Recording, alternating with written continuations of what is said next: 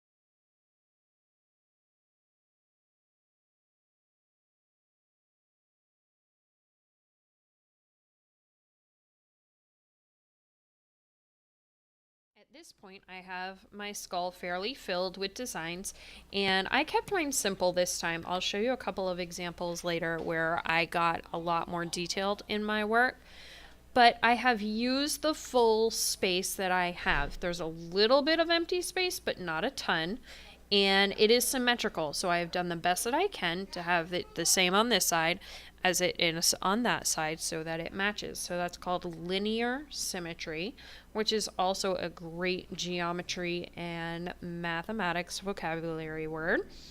So next what I'm going to do is I'm going to decide which materials I want to use to be able to color.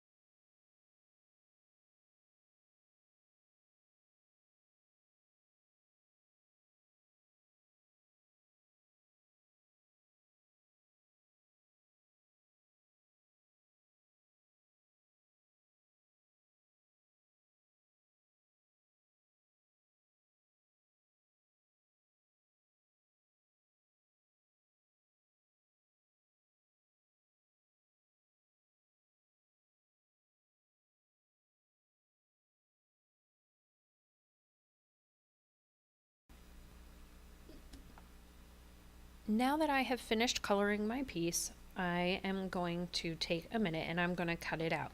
Now, the flaps where you wrote your name and the one where we left blank, we want to keep those attached because we will want to make sure that we can fold them behind the jawline and add some extra stability.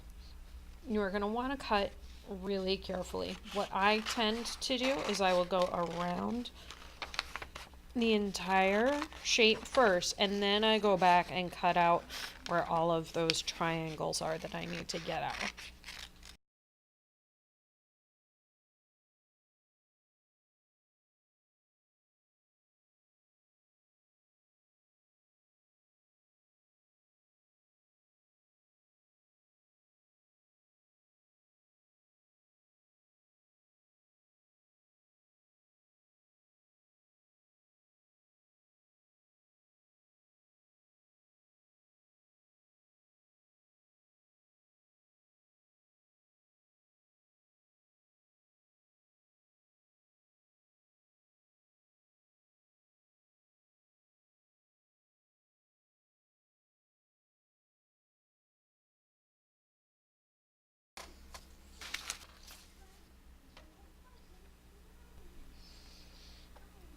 After I have cut out my skull, the first thing I'm going to do is I'm going to flip it over and I'm going to get those flaps folded behind.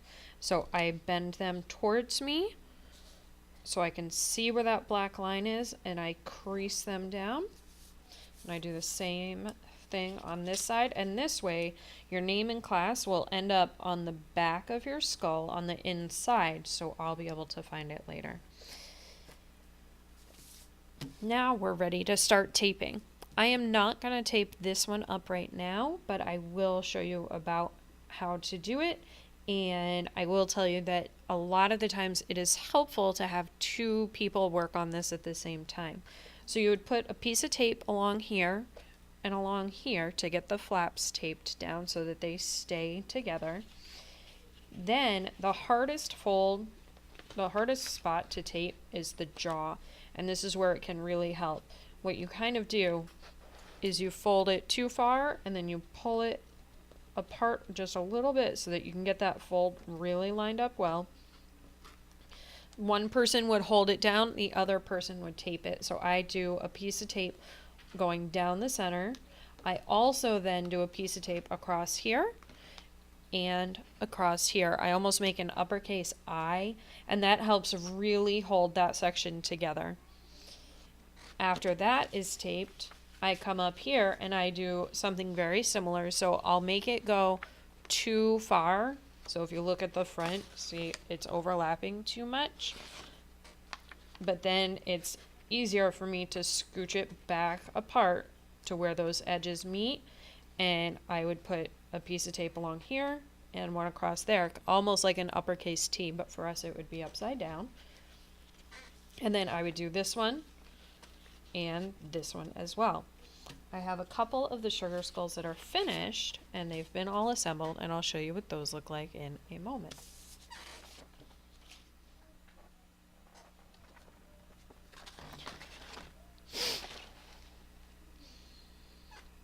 Here are two sugar skulls that I have done before, and you'll notice these I have only done with colored pencil. I really enjoy using colored pencil, even though it does take me quite a bit longer, because I can change the value. I can press firmly and get it darker and let it fade nicely to a lighter color. And on this one, I'm going to show you on the back. You'll see, you can kind of see the shiny parts. So I have tape here. I made that I here, here, and here. And on these, you can see where it almost looks like an uppercase T. I have the tape going along the edge to help reinforce that, as well as following down just to help hold that together. You will notice that I stick with a similar theme on mine. I just really like how that looks. However, I've added different details. I add different dots. I really try to make sure that I get these as interesting as possible. On this one, since I was doing it fairly quickly, I didn't get into quite as much detail, but I'm still pretty pleased with how it looks. I like how I was able to blend the crayon colors together, so I used the darker green and then that yellow green to make it a little bit more three-dimensional. And I used the two different orange marker colors to help create some interest there. So, and on this one I chose to color the background, while on the others I chose to leave them plain. How you do yours is going to be up to you.